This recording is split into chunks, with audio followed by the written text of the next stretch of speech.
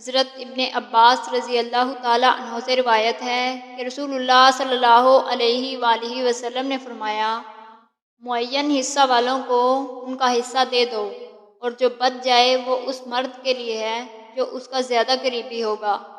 صحیح مسلم حدیث نمبر 4141۔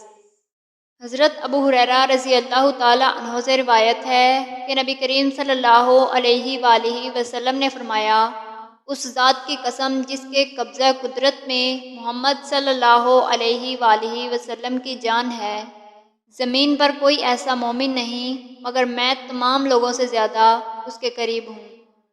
بس تم میں سے جو قرض یا بچے چھوڑ گیا تو میں اس کا مدد کرنے والا ہوں، اور جو مال چھوڑ کر مرے تو وہ اس کے وارثوں میں سے ہے، جو بھی ہو اس کا ہے۔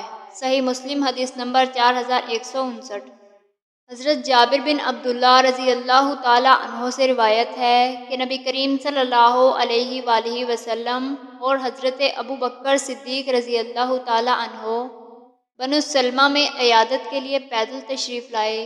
انہوں نے مجھے بے ہوش پایا تو آپ صلی اللہ علیہ وآلہ وسلم نے وضو فرمایا، پھر اس میں سے مجھ پر پانی چھڑکا، مجھے افاقہ ہوا تو میں نے عرض کیا، اے اللہ کے رسول صلی اللہ علیہ وآلہ وسلم، میں اپنے مال میں کیسے کروں؟